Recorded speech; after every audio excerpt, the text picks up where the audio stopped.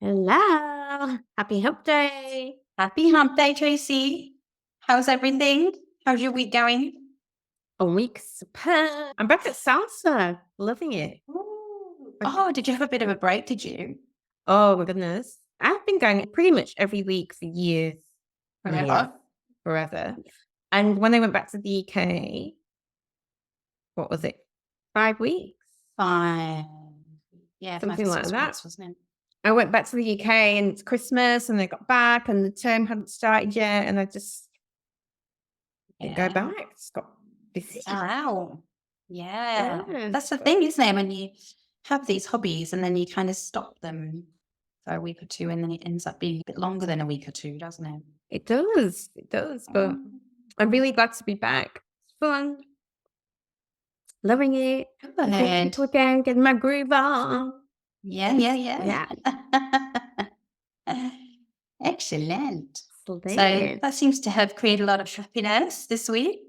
Yes, it does. I do it on a Wednesday, breaks up the week. Oh, and I might have. I did an audition for a TV commercial. No. Okay, hang on. That was like one that you record yourself and then you send the audition tape off. No, an actual one. Oh my God, what happened? When was So that? I went and did an audition a week ago now. So I haven't found out yet. It was a week ago. So I haven't found out, but it was my first live in-person audition being directed. Oh, was that like exciting, scary? It was both. It was exciting, scary, and fun. You have got some experience of TV already, so. How? That dating thing you did. Oh, yeah, but that didn't actually go on telly in the end. Yeah, but no, but it was recorded. It was produced by a, director. Yeah. But it was all done. No direction. It wasn't a scripted thing. It was just sit down and ask questions. So that was easy. This was like, all right, like I had to act. I'm not an actress. You are now. And then how many takes? We had to do 3 takes. 3 takes. I kept messing up. Like she told me to do it, and then I forget, and then I do it again, and then I do it again. Anyway, it's fine. I did it. Can't talk about it. Yeah, brave, really brave. On something completely new like that. Oh, I don't see it's brave. I see it's like living life to the full. That's how I see it. Yes, but still brave. Getting more representation on the TV and media, that as well, especially here. So that's why I do it. So can you say what it was for, or no brand? No, I can't say anything. I might not even have it until I know. But it was. Do they look for new, like inexperienced actors, or is it just that they like the look of you and that they didn't even take that into account? I don't think they even knew. I don't think they even know. I mean, I did say I haven't done this before. So I was like, oh yeah, that wasn't so bad. I think that was very different because there's only one person there filming and giving direction. Okay. Yeah, so there's lots of people waiting, and you brought into the room as a camera, like professional camera. She's there, and she's telling the lady was there, and she's telling you what to do. You film it, and again, until you get it right. But you don't even get nervous. Script. Yeah, in the beginning, I mean, I get the nervous wheeze, so I had to go to the toilet. Right. I get nervous wheeze. I have nervous wheeze when I used to do exams at uni. You go to the toilet, but I would have to go just before, and then in about half an hour into the exam, I'd have to go again. It's terrible. Like during the exam? Yeah, I always had to be accompanied to the toilet. I'm sure they thought it was cheating because it was every exam. It would happen every time. Nervous wheeze. Yeah. Oh, that's funny. What about during interviews? I just go before. But I mean, yeah, it's just, or I don't drink. The other thing is not to drink. Well, that's not the best idea, really, but yeah, it's a strategy. Nervous wheeze. The thing that I get really annoyed at myself for is whenever because we do a lot of hiking, and I feel like I'll go to the toilet before and everything, and then as soon as we start on the hike, I want to go to the toilet. I'm within 10 minutes. Oh dear. I get really annoyed, but I think it's because I'm drinking lots of water, Yeah. hiking. Yeah. Yeah. Here in Italy, obviously, the weather can be quite warm as well. Mm. I don't think that's nervous weeing, though. That's just weeing. Just annoying weeing you. Mm. Oh, what can I say? Yeah. What have you been up to? Yes. Well, we'd had visitors again. So we did a trip to France to go meet some Ooh. friends in France, south of Ooh. France, the French Ooh la Riviera. No la. less. Exactly, ooh la la. Which was lovely. And then we came back with them here to Italy and they got to experience a bit of Italy. And then we literally said goodbye to them. And then a couple of days later, we had some more visitors from Australia. Australia. So and they had a lovely time. Is that around the area? do I know those Australian ones? You might have met them. They used to be our neighbours. Oh, well, in maybe not. Australia. Yeah. So they're actually going to come last year for the trip, but they just said they ran out of time to organise everything, and so they came this year, and they're still here. Actually, they invited us up to Lake Garda, but we said no. We're going to go to Greece instead. Oh, wow. Yes. Yeah. No, so it was actually good because when they invited us, we were really tempted to go to Lake Garda, but then it made us think about our next little trip away. So, no, we want to go. I've never been to mainland Greece. No, me neither. I've only ever been to the islands a bunch of different times, but I've never been. We're going to Santorini. I've never been there. And I know it's very popular and I know it's like, very, big tourist destination. Very but beautiful. I really want to go see it. Yeah. We're going for 7 days. We booked into it and, no kids resort type place. Yeah. Couples only. It's like a boutique place, only 30 rooms. Sea views. Yeah, really spoiling ourselves. Yeah, it sounds amazing. Yes. Oh, So that's literally in 10 days. Oh, jelly. I'm so jealous. Yeah. Okay, cool. So, yeah. And I might be meeting up with one of our mutual friends there. Who? Mel. Yes. She said that she's going to Greece as well. Oh, wow. She's not going to Santorini, but where she's planning on going is a short boat ride. It's like an hour and a half. So. Oh, wow. That would be cool if you could line that up. I know. Yeah. Yeah. So all these Australians coming to Europe. It's good fun. It is. I'd love to come to Europe. Yeah. I'd love to go to Europe and go on a holiday right now in the summer. Oh, great. All right. Stories. So stories. Yeah. Ooh. What have you got? Well, this is not nice. It's kind of happened near me in Sydney. So this is in The Guardian, and the headline is Sydney Council reverses ban on same-sex parenting books after fiery meeting. Right. So there's a controversial ban on same-sex parenting books at libraries in part of Western Sydney. Oh, it says in part of Western Sydney has been overturned at the marathon late-night meeting after large crowds of protesters clashed outside the council chambers. I'd say I had not heard about this ban that's obviously happened.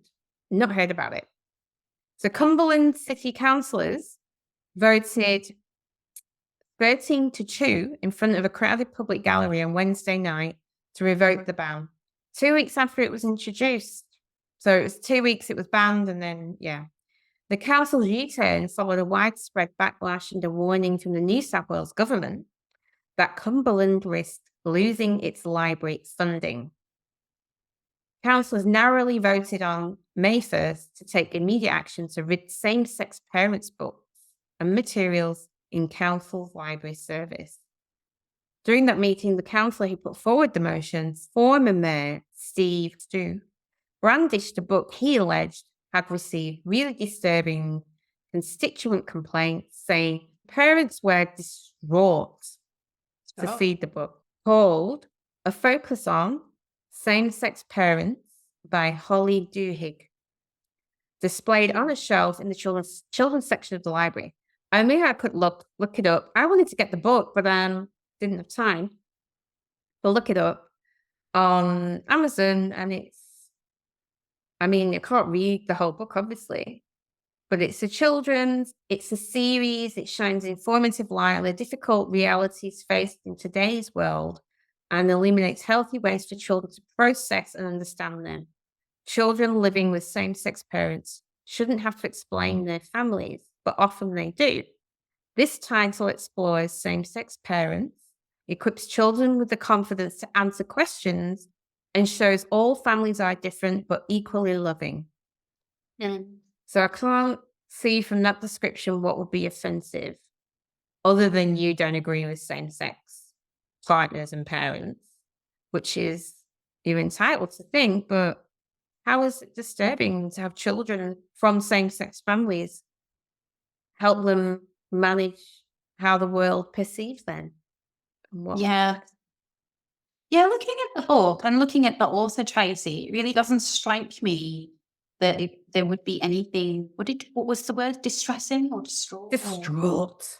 Distraught. It didn't strike me as anything that this author, who seems to have done lots of books to help children, you know, well, help them with their lives, I guess. So there's books here she's done on death and cyberbullying, disability, online safety, having two homes, step families. So she's done a whole series of books on, books to help children understand the realities of life. Yeah. OCD, I saw one there for children. Yes, I can't imagine that. And she's also done work with a charity in the UK. So she's written books in partnership with a charity. Mm. So I can't imagine that her content would be distressing, No. but more informative and helpful for the people whose lives are affected by those things. Yeah, no, I so do wonder if, the counsellors that put forward that book had actually read it themselves before making that decision to ban it, because they banned it after hearing complaints. yeah, But it doesn't say they actually read it. I mean, they may have done, though. yeah. Mm, And I don't- the people that had complained, or the people that are in opposition to the book, they have quite a fierce kind of opposition to it, because it says in that article that there was a riot squad officers stood between the two groups who were, I guess, debating this topic, and that they were like screaming at each other. Yeah. And don't forget, it was 13-2, so two people that voted to keep the ban. And it says, ultimately, all but two councillors supported a motion put forward by Labour's Kun Huang to reverse the ban and ensure all books were catalogued according to the National Library guidelines, including having Duhig's book in the junior non-fiction section. Eddie Sarkis was the only councillor who supported Christou. Labour councillor Mohammed Hussain, who had voted for the ban originally, changed his vote at the last minute. Hussain declined to comment when asked by journalists why he had changed his mind. But yeah, you're right. Heavy police, two large crowds, competing protests. I'd say in that part of, you've got pockets of and groups of communities with different values spread around, like same values. So you'll have like a lot of conservative or a lot of religious, Christian, located in certain pockets of Sydney. And I'm wondering if that's like more of a religious opposition just to same-sex relationships, same-sex marriage, same-sex children, parents. I'm wondering if that's all under the same caveat. Don't know. Yeah, I mean, that could be what's driving some of this, the opposition to having this book in their library. But yeah, I mean, it's not an excuse, is it? It's not, especially, in Australia, accepting each other's different values. I know we've talked before about Australia. It's still a bit of a monoculture in some respects, but it is quite a diverse. There are many different ethnicity and cultures that exist in Australia. But Mhm. I think what I've said before is that they're not really, it's not blended. It's No, very kind of, everybody's kind of segregated. living in their, segregated, living in their own kind of silos. There's not much understanding or appreciation between the different communities so Yeah, much as what we yeah, see in other, especially like what we're used to in the UK. yeah, yeah. Um, Anyway, that was happened. I'm just looking to see. 17 people addressed the meeting. Among them was local grandmother Caroline Staples, who presented 2 petitions to council, including one organised through Equality Australia that was signed by more than 41,000 people. Chris Dow said only 2,400 of the signatories lived in Cumberland. So it's about where they live. Anyway, that's pretty much the long and short. It says, is a book's innocuous cover enough to determine its offensiveness? The offensive topic is sex. Has anyone considered how empty the shelves will be? Sad. yeah. That's funny. This is really funny because it's got all the commentary here. It says the mayor, Lisa Lake, kicked several people out for interrupting. One man called out disgraceful atheists as he left. Right. So that's Disgraceful now if you're an disgraceful. atheist. Now that's what suggests to me is like the Christian, that's where it's coming from, be it, the religious, Yeah. side of Anyway. things. Yeah. Well, I'm really pleased that like the council has taken steps to revoke their previous decision, but it does kind of scratch head as to why that even happened to start with. Yeah, but we had that kind of literature type story before, haven't we? In one of the previous Yeah, we have. podcasts. Remember that lady, the bookstore owner? But she was more like trying to say there's not enough white kids in the kids' books now. Yeah. Like yeah. we're too diverse. That's what she was saying, which was kind of funny. Even though, there's books about diversity are flying off the shelves everywhere, and so many stories being written now because that's what readers want to hear about. I have a story if you're ready to move on, Trace. Absolutely. So this one is reported in SBS News and Insight. I actually don't know who the author is. Oh, by a lady called Julia Abondanza. And Connor Webster. So the title of this is I changed my South Asian name to get a job. I felt and lost my identity, but I'd do it again.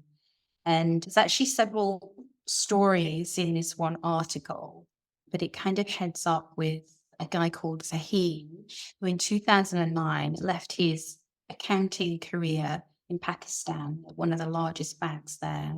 He already had a master's degree, but then had to kind of redo his master's degree at the University of South Australia in order to be able to do his job, the same job he was doing in Pakistan in Australia. I said he put in a lot of hard work, a lot of assignments, and he graduated. It took him 3 years, but then it took him 3 years to find a steady job. He said during that time he applied for hundreds of different accounting jobs, but never received a follow-up to say he advanced to the recruitment process. Obviously, that would have been really disheartening. I mean, I don't know about you, Tracy, but personally for me, a lot of times when I've applied for jobs, I've at least had a response or gotten an interview or, and I know that our industry, we're quite lucky in terms of it's always quite buoyant with work and opportunities and everything, but it would be really disheartening. He said, I was very motivated, spending 3 or 4 hours on one job application. I kept applying, but no response. Eventually, after, going around the houses with this, he said somebody suggested to him to change his name. So he decided to change his name to Samuel, something that he thought was more Anglo-Celtic sounding. And he started getting calls for some initial interviews and face-to-face interviews. It was a sense of losing my identity just to get some opportunities which shouldn't be based on name or colour or race. It should be based on skills, Fahim said. Yeah. So it's really interesting, isn't it? I mean, it is sad that he had to do that. I mean, I hope that it says it took him 3 years to get a permanent job. I don't think the story kind of continues to kind of say where he is with that now, but It is really sad to think that he had to do that in order to at least just get an interview. I know, like, how many people could wait 3 years to get a job, to be honest? Yeah, that's true. Yeah, I mean, it must be horrible. Must be really demoralizing and like take away a lot of your like confidence and everything.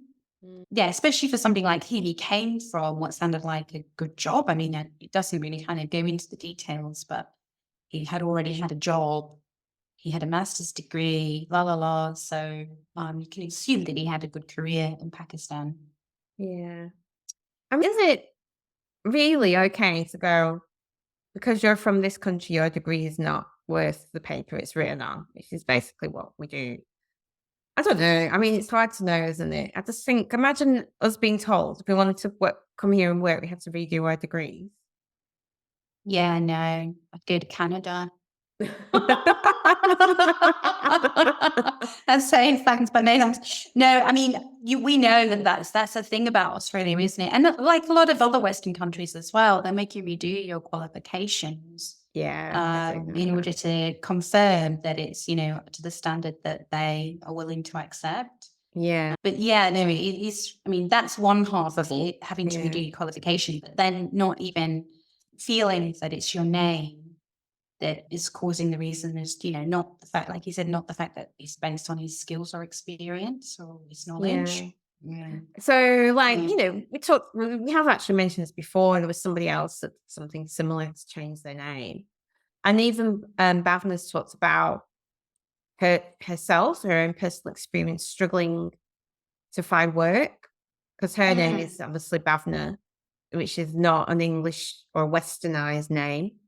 And also, even when she does get interviews, they're like almost surprised when she opens her mouth, kind of thing. She's had comments on that because she almost speaks the Queen's English, doesn't she? With her name and her skin color, people tend to be surprised. I just think, I get that. I kind of get that surprise.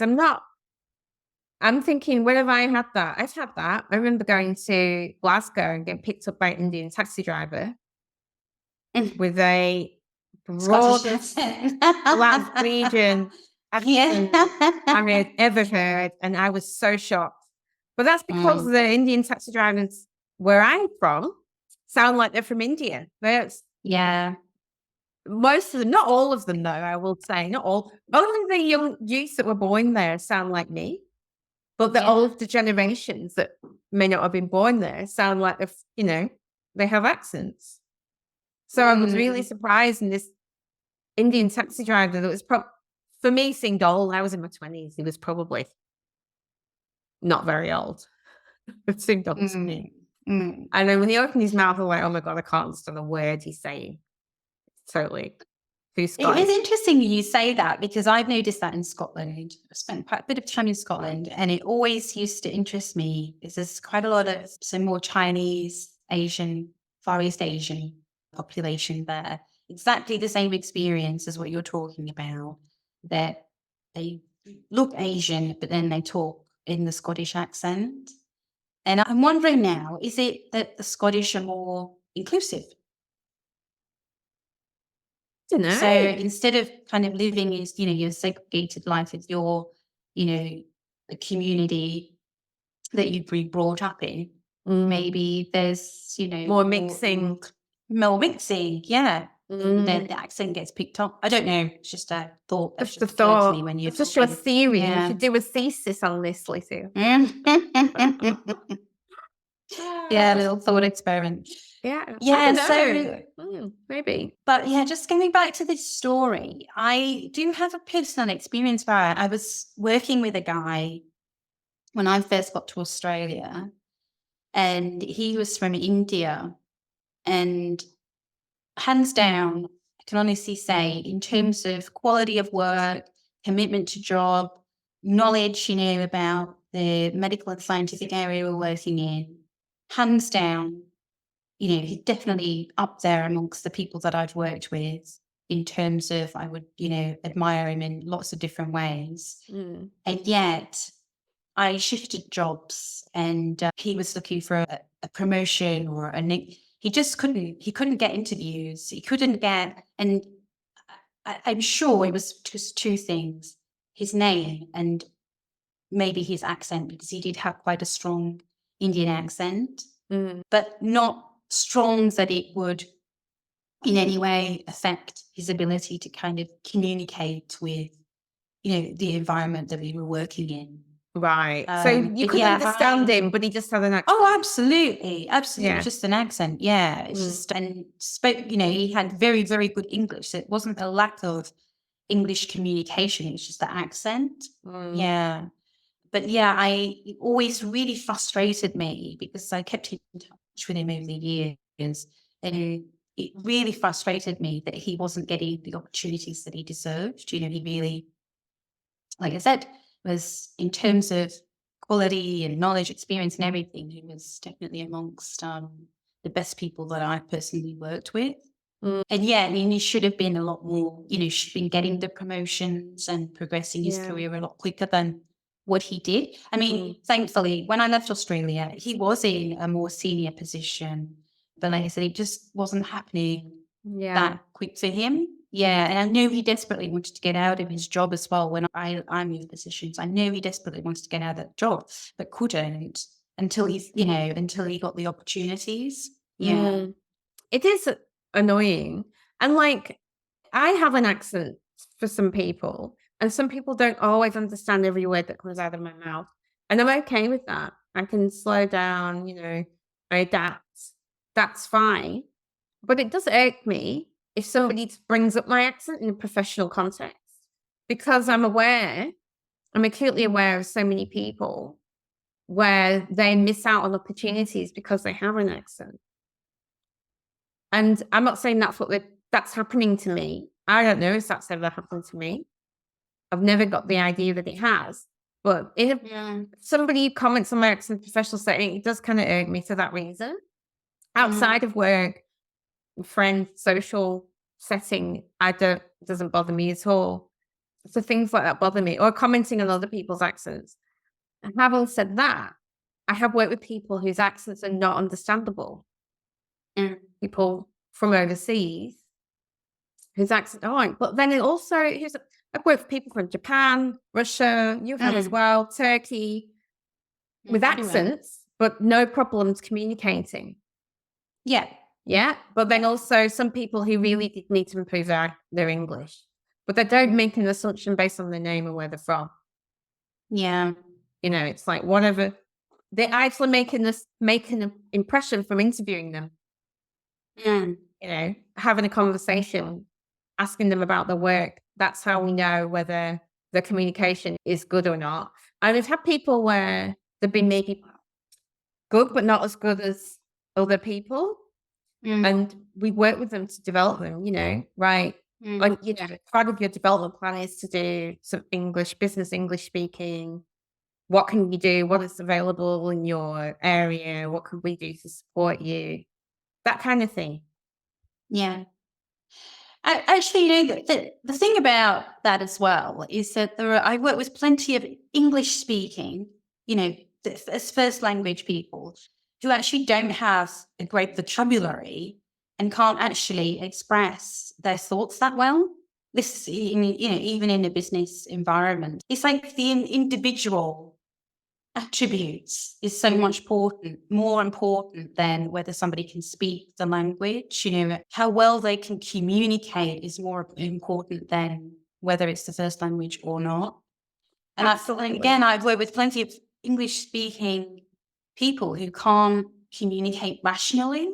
And that's also a really important thing in a business environment. If you can't rationally communicate your thoughts and you're just frustrated or annoyed with your co-workers, then that is equally, a challenging communication issue, more so than somebody who has an accent. Yeah. Actually, it just reminded me, I'm speaking, I go to my chai tea shop. I love that every day. I'm addicted. But anyway, I was there to say, I was chatting to the lady who works there. She's so lovely. She's from Sri Lanka. And she was telling me that she moved here with her husband and she's doing this work, but she had a really senior job in the government, right? Which her husband's an engineer and he's got a job in Australia and she's here with him and, And so she's working in this china shop. And she said, I'd like to do more, or I can't really get a job here because of my accent. And I was like, oh, your English is really good. Like, really good. Yeah. Way better than my Sri Lankan. Like, really good. Like, not, to me, it wouldn't be insurmountable to getting work. But to me, the perception of herself, the self-perception is quite interesting. Yeah. Yeah. I mean, Maybe she she's did degrees. She's got 3 degrees and she did them in English. Right. Okay. And she thinks their English isn't good enough. Yeah. Yeah. Well, unless she's had experience, unless she's been trying to get work and then she can't, and then she's putting it down to that, that. Yeah. But yeah, I mean, there's many reasons why people don't get jobs, isn't it? This Fahim guy in this article, it might be that he genuinely doesn't stack up. It might be that he genuinely doesn't have the right approach to work or style, or doesn't fit into a culture. But until he has an interview, an interviewer can't, or somebody working for a company who's doing interviews can't determine that, can they? So I guess he could only put it down to the fact that it was his name. Well, I mean, there's already research that supports that that's a bias that we have, that exists, not just in Australia, but in other countries too. And hence why we have these, I guess, quotas and initiatives. It's like you can't win. Like, what's the solution? Do you have quotas and initiatives to give opportunities to people with foreign names, or English isn't their second language, ethnic minority? Then, or actually, rather another story. Then people complain that they're stealing our jobs, kind of thing. And actually, there was a girl on TV, on the news. What was it? She was a young woman. She'd got this really great graduate opportunity, and it had been kind of like a scholarship, like an internship, but it was a scholarship to people, I don't know if it was Indigenous. But she earned it anyway, like her scores, her grades.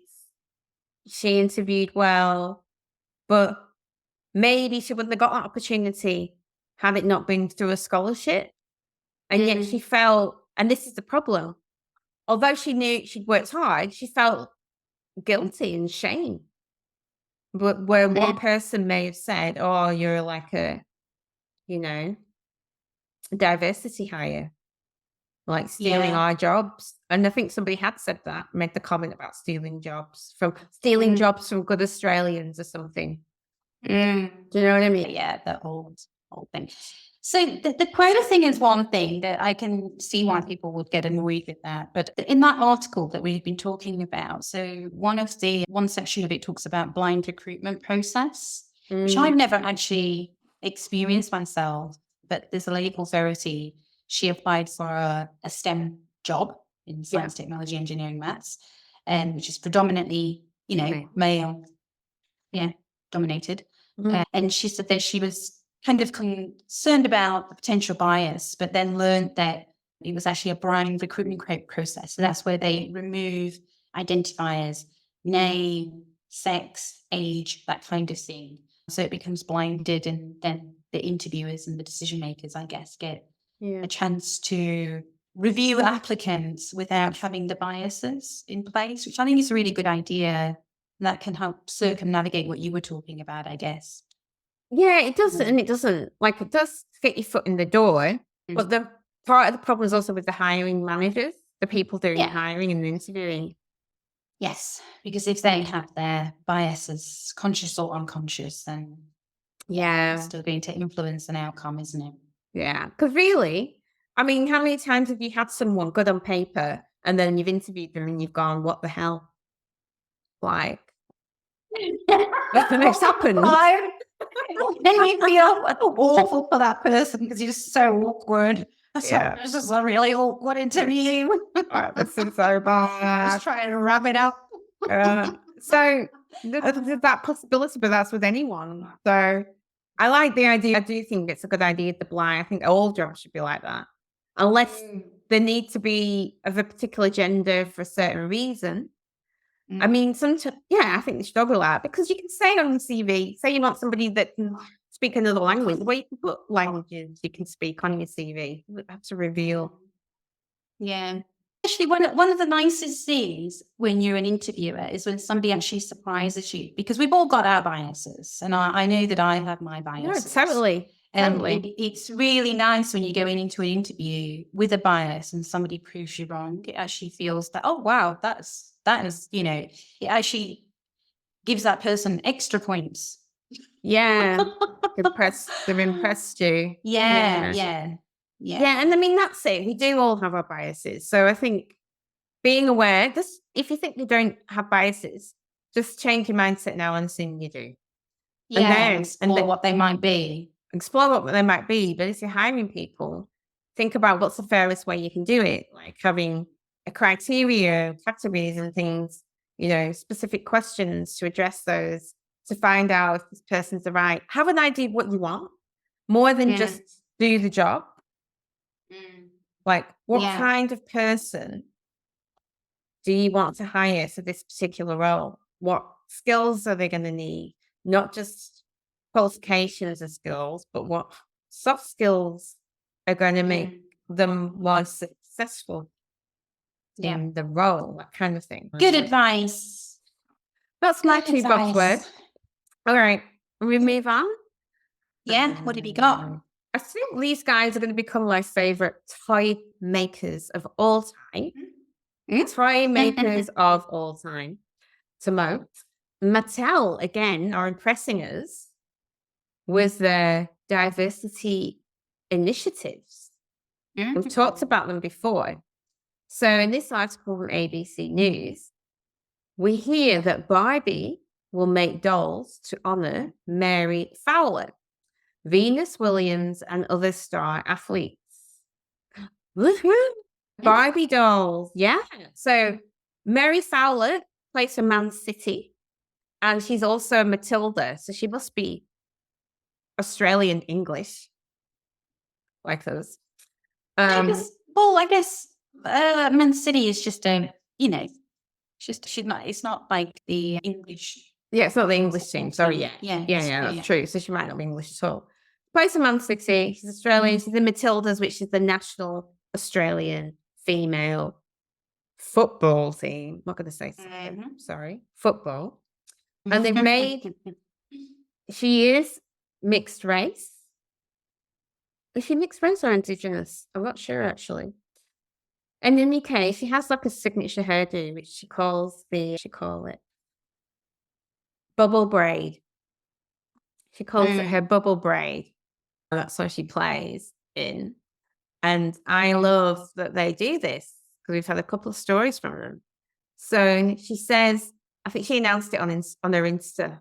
She announced it on her Insta. She says, to finally see and hold my Barbie with its bubble braid, gloves and boots in a look that many young girls recreate is so special. Yeah. I know, it's very special.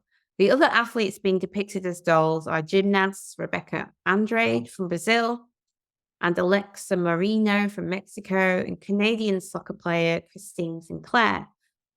French boxer Estelle Mosley, Italian swimmer Federica Pellegrini, Spanish para-triathlete Susana Rodriguez, and Polish track and field sprinter Ewa Swoboda. Wow, lots of athletes. Throughout my career, I've always been driven by the idea of shattering glass ceilings and staying true to myself. And Barbie's mission couldn't resonate more deeply with that ethos, said Williams, who has won 7 Grand Slam single titles. That's Venus Williams.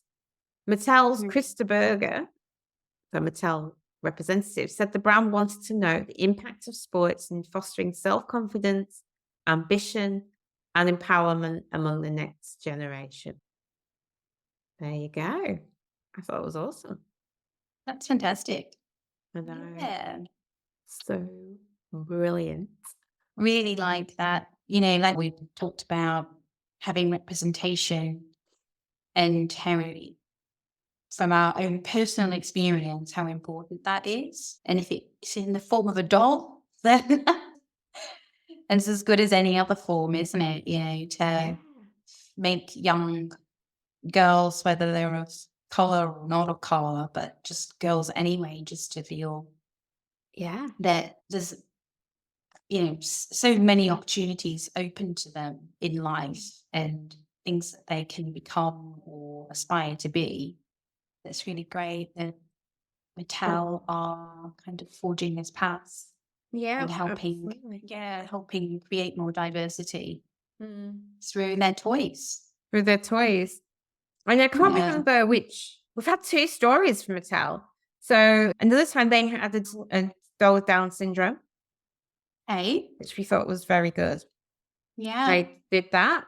And then in another one, and it better be Mattel, I think it was, there was a kid, it's a black kid who's adopted by white parents. And his mother, his adopted mother, was the one battling for him to try and find toys that looked like him. And the thing is, he had blonde hair and naturally blonde hair, like blonde, which is unusual. Of naturally blonde hair. And Mattel made a toy. It's like a series of toys, little teddy bears. They made one that looked just like him and sent it to his school. It was such a beautiful story. But it was so cool. It was so cool. Yeah. I remember listening to that story. I can't remember, was it with me or maybe I can't remember. But his mum wrote to them and they made that toy. I just thought, oh my God, that's so beautiful. I just love that story. Okay. Very good. Yeah, that's a nice story, Tracy. I think it's more toy manufacturers need to follow in the footsteps of that, because I guess children are so influenced, aren't they, by what they see and feel around them. Of course. I think it was Bavna. Do you know why I remember it was Bavna? Because she was telling me how she bought an Indian Barbie. And there wasn't. when she was little. Yes. Well, no, she was an adult, but like in her 20s or something. But she bought it. It wasn't like on the shelves. I think she bought it in India or sent off for it from America or something. Yeah. Because I didn't even know there was an Indian Barbie, to be fair. No. But yeah, that's how I remember it was bad, because she was telling me the story and I was like, oh, wow. No idea. Yeah. Indian Barbie. I like that Mattel have kind of used real people as well to recreate them in doll format, because, real successful women or women of color being represented to young kids has got to be so much more powerful than just a make-believe doll. Absolutely. Absolutely. This is amazing. Really amazing. But do you know what? I really have to be the downer. You know what the downer is for me? We're in 2024. It's taken this long. And we're talking about it because it's a novel thing. That's the downer for me, but progress, moving forward. Moving forward, it's another step, isn't it? And hopefully it's a success. Yeah. We want it to be a success. We want it to be a success. More toy manufacturers will do similar things and it'll just become the norm. It'll just become the norm, exactly. That's what we want to hear. But anyway, I have a what would you do? Oh gosh. These are always make me nervous. We're telling you. Well, you know what to do about that, don't you? You know what you can do about what's that? You need to think of one for me. For a wee. A nervous wee. No. Yeah, I'm a nervous wee. Think of one for me. Right. Yeah. Next time. So this one, I would say, okay, let's go with, imagine you have a child. I don't know. Imagine it's a girl. You buy your child a Iron Man action figure, because she really wants an Iron Man action figure. And your friend or family member, because family so often happens with family, look at you strange and go, why did you buy that? Why did you buy that? She's the girl. What would you do? Well, let's go with family member. It's more juicy. Oh, gosh, I'm trying to think who it would be, Tracy. Which family member? I think I know the one.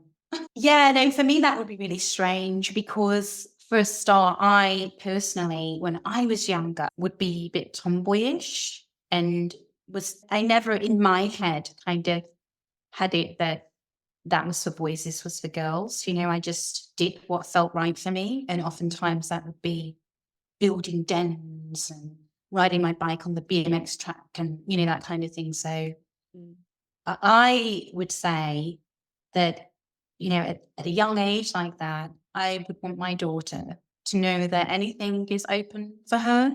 And even if something is predominantly male, that doesn't mean that she can't be encouraged to pursue that. So I would say, in response to somebody kind of judging me for buying my daughter more of a male type toy, that I don't want my daughter to feel limited in any way.